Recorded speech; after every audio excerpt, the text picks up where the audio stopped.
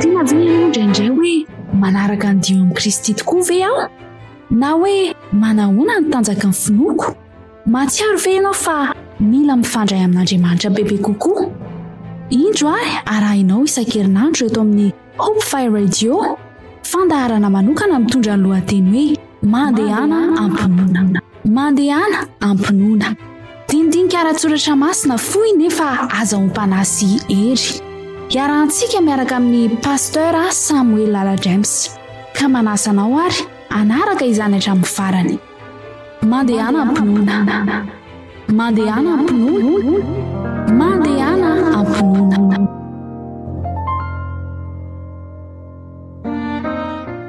Ry mpiaino ajaina isany isika rehetra izay manaraka hatrany ity fandarana ity, miarabantsika rehetra amin'ny anaran'ny Tompo.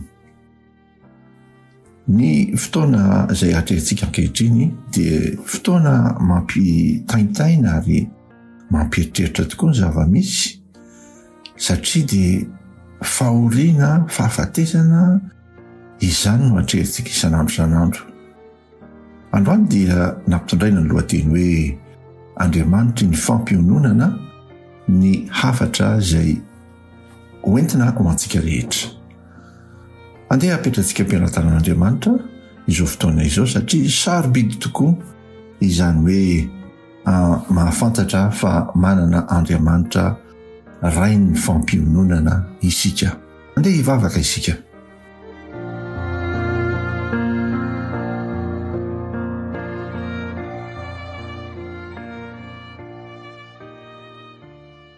Misotranao izay Andriamanitra ray be fitiavanao noho ny fitahiana sy ny famindrampo izay omenao anay isan'andro, ka dia mbola manana tombontsoa hiara-mianatra ny teninao izahay.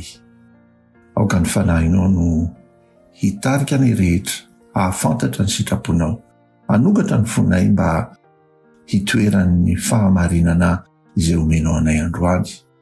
Ary aoka izany fahamarinana izany no hanamasina ny fiainanay rehetra. Dia mamindrafory mamelany elokay satria tinoana amin'ny anaranao Jesosy samy vavaka izany. Amen.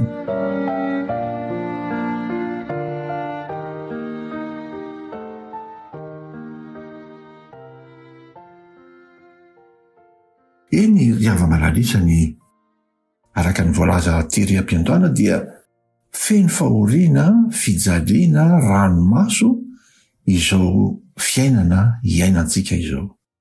Ary mahagaga fa tatoato dia misy zavatra mitranga izay mampieritreritra tokoa fa maty ny poizina, ny havana sy namana sy tapaka sy ny ankohona antsika. Poizina izay mety avy amin'ny sakafo na koa hoe poizina izay nataon'ny olona mihitsy izay ambara teny mahitsy hoe famisaviana. Dia apetraka ny fanontaniana hoe fa iza no fototra izany rehetra izany. Izany indrindra no ilaintsika mianatra ny tenin'Andriamanitra satria nisy fiandohany izao fahoriana sy fijaliana, fahafatesana izay iainantsika isan'andro izao.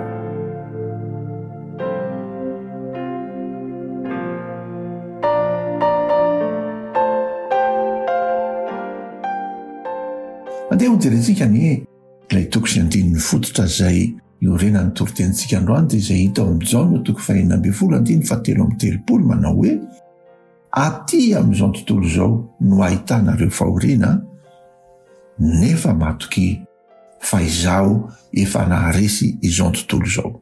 Jesosy Kristy no miteny izany teny feno fanantenana ho antsika rehetra izany. Aty amin'izao tontolo izao tokoa no ahitantsika fahoriana, fijaliana, ranomaso, ary isan'andro dia miatrika izany izy. Kanefa hoy Jesosy hoe nefa matoky fa izaho efa naharesy izao tontolo izao. Andeha hojerentsika mihitsy ny tantara hatrany am-piandohana hoe iza ny fototry ny fahoriana sy ny fahafatesana, iza ny mahatonga ny olona ho lasa mpamosavy, iza ny mahatonga ny zavatra iainantsika amin'ny tontolo iainana antsika lasa misy poizina. Satana no fototra zany rehetra zany. Izao ny voambara ao amin'ny Jaona 9:7-7 manao hoe pakitsika amin'ny anaran'ny tompo. Ianareo avy amin'ny devoly rainareo, koa izay sitraky ny rainareo no tianareo atao. Izy dia mpamono olona hatramin'ny taloha, ary tsy nitoetra tamin'ny marina satria tsy misy marina aminy. Raha mandainga izy dia ny azo ny lazainy satria mpandainga izy sady rainy ny lainga. Eto zany ry ava-malala isany dia misy famaritana mihitsy ny zavatra nataony Satana hatrany am-piandohana. Dia hoy izy voalaza eto hoe Jesosy no miteny zany rehefa avy ny famaly tamin'ireo olona izay nanameloka azy Jesosy, dia nasehony Jesosy mazava mihitsy fa ianareo dia avy amin'ny devoly rainareo. Inona ny toetran'io devoly io? Mpamon'olona hatramin'ny taloha. Hay zany, Satana na devoly dia efa izay no toetrany hatramin'ny taloha, mpamon'olona izy. Tsy mahagaga zany raha feno an'izany famonon'olona izany ny fiainantsika ankehitriny, satria Satana no ambadika reny rehetrarehetra reny. Mpamon'olona hatramin'ny taloha Satana. Tsy vitan'izany ihany fa lazainy eto ihany koa fa hoe tsy misy marina ao aminy. Hay zany izy io dia tena ny zavatra ampanantenainy nalazainy amin'ny alalan'ireny hoe mpiskidy, mpanandro, mpanao ody ratsy ireny izay milaza zavatra toa tsara amintsika, dia hay tsy misy marina amin'izy ireny. Satana dia tsy mba misy marina ao aminy araka ny voalaza eto, satria mpandainga izy. Rehefa tsy misy marina ao amin'ilay olona anankiray dia mpandainga ny dikan'izany. Dia izay mihitsy Satana, mpandainga izy sady lazainy eto mihitsy hoe rainy lainga. Izy zany ny fototry ny fahoriana, fototry ny fijaliana, fototry ny fahafatesana, mpamon'olona, mpandainga. Ry ava-malala isany aoka ho malina isika rehefa misy toe-javatra izay tonga metoky atsika hoe izao no ataovy a, dia ity no ataovy a. Satana no aorinany reny rehetrareny rehefa zavatra mifanohitra amin'ny sitrapon'Andriamanitra, amin'ny fahamarinana izay lazain'ny tenin'Andriamanitra. Satana no ambadika ireny zavatra ireny.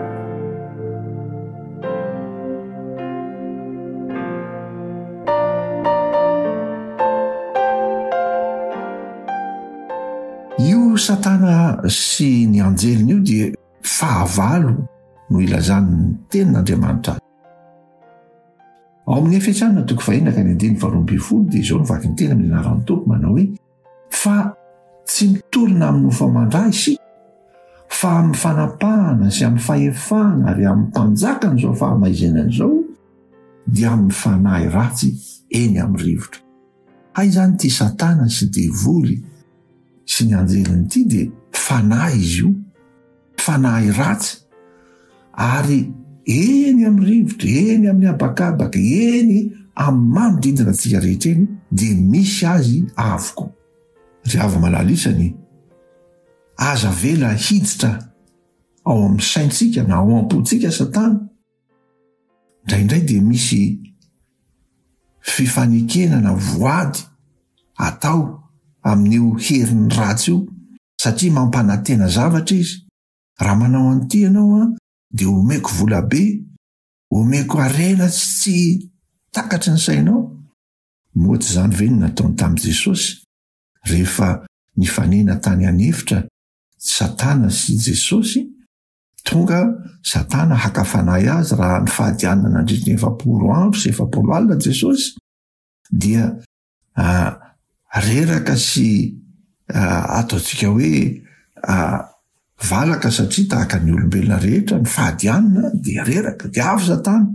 Nieritreritra izy fa hoe amin'izao Jesosy reraka sy valaka izao dia azo ny atao mihitsy ny mandresy azy, dia nakafanahan Jesosy izy.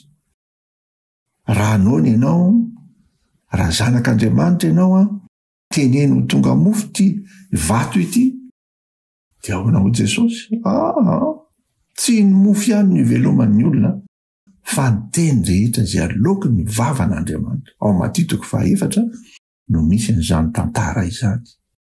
Dia avy malala isany rehefa tohizany io tantara ny fakapanahy zay nataony Satana tamin'i Jesosy io, dia ny fakapanahy farany nataony Dio izy hoe raha miondrika kely eto anoloko ianao, miondrika kely fotsiny, miankohaka eto anatrehako, dia ho meko anao zao rehetra zao. Ry avy malala isany izany koa no ampanantenainy Satana rehefa tonga mandrabiraby antsika izy, maka fanahy antsika izy, dia izy hoe raha miondrika kely eto anatrehako ianao ka mitondra an'ireto zavatra reto mitondra an'ireto fanatitra reto mitondra an'ireto akolamena, mitondra an'ireto vorony reto sy ny sisa eny ny soratra masina aza dia milaza fa mitaky olona mihitsy. Ao amin'ny testamenta taloha dia voalaza fa nisy fotoana zay nitakin'ny ireo andriamanitsy izy, ireo andriamanitra sampy, ny fanolorana zaza kely atao fanatitra. Mbola ho jerentsika misimisy kokoa ny amin'izany amin'ny manaraka, fa nytiantsika ambary eto dia izao hoe Satana zany dia mampanantena zavatra, mampanantena fitahiana, fahasambarana ho antsika rehefa miankohaka kely manao ny sitrapony isika. Ry ava malala isany tsy ekeny ten'Andriamanitra, tsy eken'Andriamanitra mihitsy ny hiankofantsika na nomezantsika fahafampoany Satana, satria izy dia fahavalo tsy hita maso, fahavalon'Andriamanitra. Rehefa mijery ny tantara isika any am-piandohana dia hay izy io efa nikomy hatrany an-danitra any. Satana sy ny anjeliny ao amin'ny Apokalipsy 2:7-9 dia ovaketsika amin'ny anaran'ny Tompo manao hoe ary nisy ady tany an-danitra Mikaela sy ny anjeliny dia niady tamin'ilay dragona. Mikaela dientina ilazana an'i Jesosy Kristy sy ilay dragona dientina ilazana any Satana.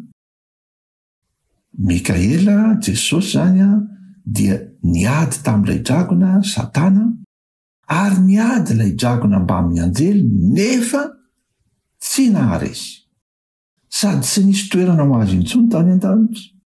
Ary nazery ilay dragona lehibe dia ilay menarana tranainy izay atao hoe divoly sy Satana, izay mamitaka izao tontolo izao, nazera tamin'ny tany izy, ary ny anjeliny koa dia niaraka nazera taminy.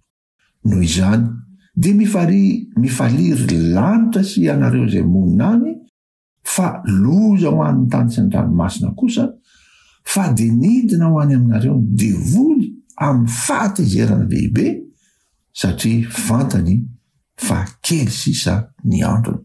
Zany no voalaza ao amin'ity teny vaovao Baiboly protestanta hoe ity divoly fahavalo tsy hita maso ity zany hay efa hatrany an-danitra izy io no nikomy tamin'Andriamanitra dia niady tamin'i Jesosy sy ny anjeliny, kanefa noho ny fitiavan'Andriamanitra sy ny maha Andriamanitra ny famindrampo azy dia noroahana Satana. Mahagaga fa raha noroahana izy dia tsy mba nibebaka, tsy mba nifona tamin'Andriamanitra.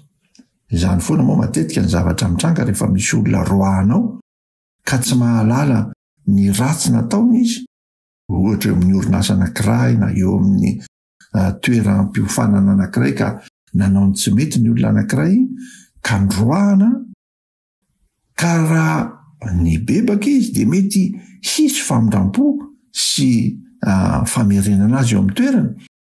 Fa rehefa tsy mibebaka kosa izy, tsy miaiky ny fahadisoany, dia inona ny zavatra ataony? Tezitra, romotra, ary manao izay azony atao mba hiadiana amin'ilay tompona andraikitra. Eny ry hava-malala isany izany ny toetrany Satana hatrany ampendoany, fa rehefa voaroka i Satana sy ny anjeliny tsy nahalala ny bebaka, ary izay no nanakatona ny vavahadiny lanitra ho azy sy nahatonga azy ho lay rainy lainga mpamonon'olona hamanana fahatezerana lehibe. Ary izay mihitsy voalaza eto, izy dia manana fahatezerana lehibe satria fantany fa kely sisa ny andro.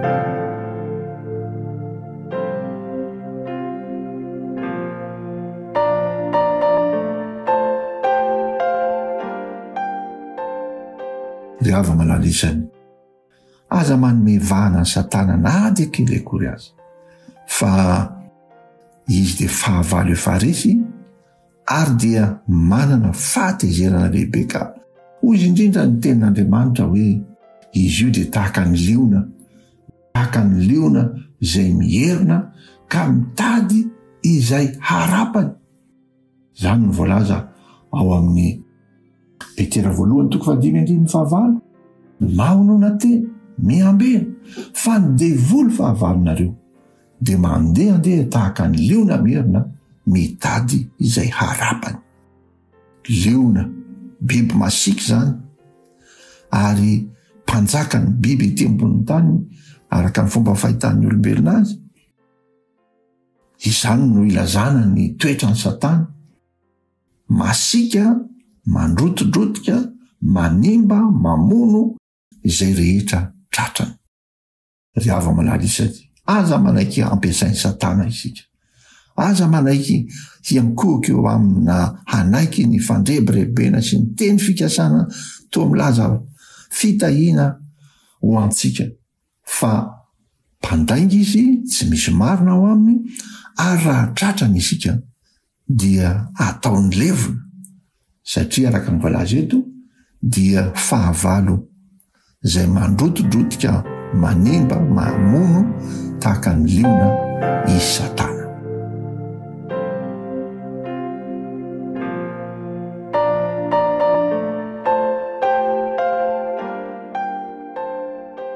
Inary no fanantenana ho antsika manolona izany rehetra izany. Ry hava-malala isany, soa ihany fa nanana an Jesosy Kristy isika, ary ny teny fikasana izay nomeny antsika ilay 9 fototra terem-piandohana doa izy hoe aty amin'izao tontolo izao no ahitanareo fahoriana, fa matoki fa izaho efa naharesy izao tontolo izao. Efa nandresy any Satana izy, efa nandresy ilay fahavalontsika izy, koa andeha isika hiandany amin'ilay mpandresy, hiandany amin'i Jesosy Kristy. Izany indrindra ny voalaza ao amin'ny Romanina 5:7-30 hoy ny vaky ny teny amin'ny anaran'ny Tompo manao hoe: kanefa amin'izany rehetra izany dia manoatra noho ny mpandresy isika amin'ny alalan'ilay tiantsika, fa matoka fa na fahafatesana, na fiainana, na anjely, na ireo fanapahana, na zavatra ankehitriny, na zavatra ho avy, na hery, na ny ambony, na ny ambany, na inona amin'izao zavatra ary rehetra izao, dia tsy ahasaraka antsika amin'ny fitiavan'Andriamanitra izay ao amin'ny Kristy Jesosy Tompontsika. Mahafinaritra loatra izany teny fikasana izany, ry hava-malala isany. Aoka hiandany amin'i Jesosy Kristy ilay mpandresy isika, fa na inona zavatra mitrango eo amin'ny fiainantsika, na misy ny fahoriana izay mampahory antsika tokoa, mampilatsa-dranomaso noho ny fahafatesan'ireny hava-malala antsika ireny, dia aza kivy, aza mamoy fo, fa Satana no ambadika izany rehetra izany.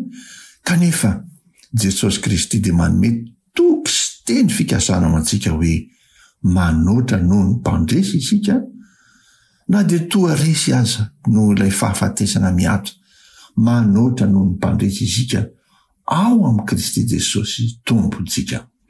Jesosy Kristy no fanantenana ao antsika ry havana. Izy ilay efa nandresy no mbola hampandresy koa antsika, na dia mandalo amin'ny fahafatesana aza isika.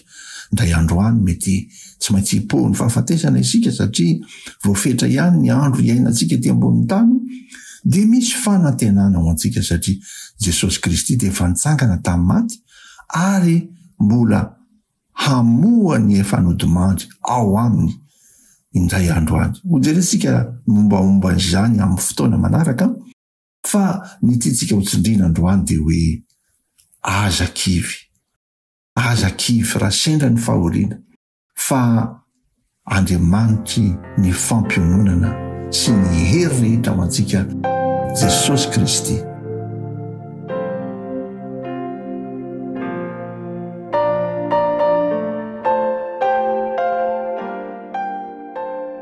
Ao amin'ny Korintana faharoa toko voalohany ka ny 13 ka hatramin'ny 14 dia misy an'izany teny hoe manana Andriamanitry ny fampiononana isika. Jesosy Kristy zanany lay mpamonjy atsika efa nitsangana tamin'ny maty dia izy no loharanon'ny fampiononana rehetra. Andika ovakitsika ilay voalaza teo amin'ny Korintana faharoa toko voalohany 13 ka hatramin'ny 14 nivaky ny teny amin'ny anaran'ny tompo manao hoe isaorana ny Andriamanitra rainy Jesosy Kristy tompontsika rainy famondram-po sady Andriamanitry ny fampiononana rehetra izay mampionona anay amin'ny fahorianay rehetra mba hahaizanay mampionona izay rehetra mitondra fahoriana kosa amin'ny fampiononana izay ampiononana Andriamanitra anay. Fa araka ny haben'ny fijalian'i Kristy miatra aminay no haben'ny fampiononana anay kosa amin'ny alalan'i Jesosy Kristy. Arampahoriana izahay dia ho fampiononana sy famonjena anareo izany. Arampiononana izahay dia ho fampiononana anareo izahay ka miasa amin'ny fiaretanareo fahoriana mitovy indrindra amin'izay entinay. Ary mafiorina tsara ny fanantenanay ny aminareo satria fantatray fa tahaka ny ombonanareo ny fahoriana ny ombonanareo ny fampiononana kosa. Fa tsy tianay tsy ho fantatrareo rahalahy ny amin'ny fahoriana izay nanjoanay tany Azia fa novesarana indrindra mihoatra noho izay zakanay izahay ka efa saika nafonay hatramin'ny ainay azy. Eny, tsy nanam-poza velona intsony izahay mba tsy hitokinay amin'ny tenanay fa amin'Andriamanitra izay manangana ny maty. Ary izy no nahafaka anay tamin'izao fahafatesany lehibe izao ary mbola hanafaka ihany koa. Eny, izy no antenainay fa mbola hanafaka anay hatrany satria anareo koa dia miara-miasa ho anay amin'ny fivavahanareo mba hisaorany maro ny aminay noho ny fahasoavana azonay tamin'ny nataony maro. Ry hava-malala isan'ny mahafinaritra loatra izany andininy izany izay mampatsiaro antsika fa manana Andriamanitra ray ny fampiononana isika. Ary io Andriamanitra ray zanaka ary fanahy masina io dia io no tiako itsika, io no antenaitsika izay efa maty Jesosy Kristy, efa nitsangana tamin'ny maty ary mbola hampitsangana amin'ny maty ihany koa izay rehetra nodimandry tao aminy. Manana izany fanantenana izany, aoko izany no ho loharano ny fampiononana ho antsika tsirairay avy. Ary mahafinaritra ilay voalaza eto, rehefa mahay mionona isika dia mahay mampionona ihany koa izay rehetra nandalo fahoriana.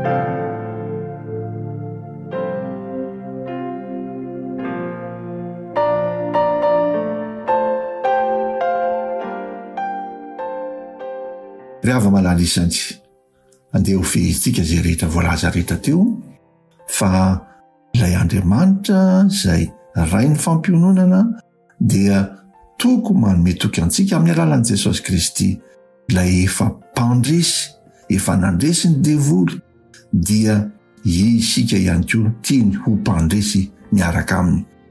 Hoy ny Tesalonianina voalohany toko 5:7 izay andininy fohy tsotra ka tokony ho haintsika rehetra tsenjery manao hoe mivava ka aza mitsahatra.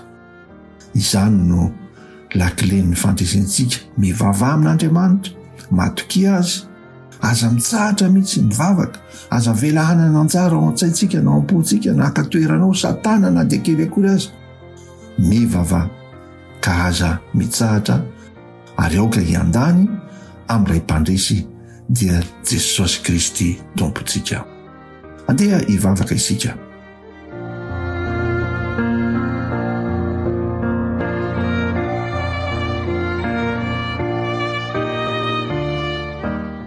misaotra anao izay Andriamanitro no ny teninao izay mampatsiaro anay indray androany fa manana Andriamanitra ray ny fampiononan'izay. Ireo havanay sy namana rehetra izay nidona ampahoriana nandalo fisedrana mahamay dia aoka ianao Andriamanitra ray io no ampiononan'izy ireny, ampaheren'izy ireny, ampitrakan'izy ireny, amelona ny fanantenana ao am-pon'izy ireny fa indray androany dia hatsangana amin'ny maty ireo ny havanay izay maty tao aminao ireny. Ampio izay rehetra mba hitoetra ao aminao aho. Dia ny ankehitriny, dia ny zao mbola verinaina izao. Mitahia ny mpiaino rehetra mba hisafidy hanana anao Jesosy ilay mpandresy. Satria tononona amin'ny anaranao izany vavaka izany. Amen.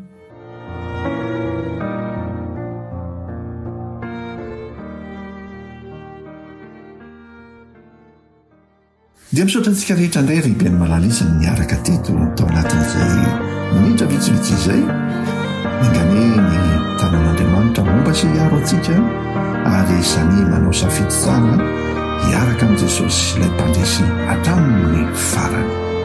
Dia mametraka ny veloma sy ny mandra-peo amintsika rehetra indray. Veloma tompoko.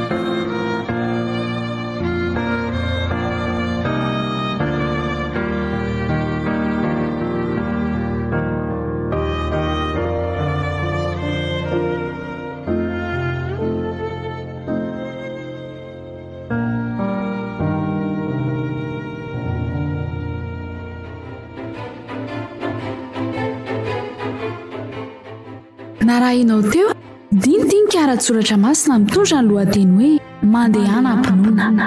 Niarahantsika niaraka tamin'ny pasteur Samuel Lala James.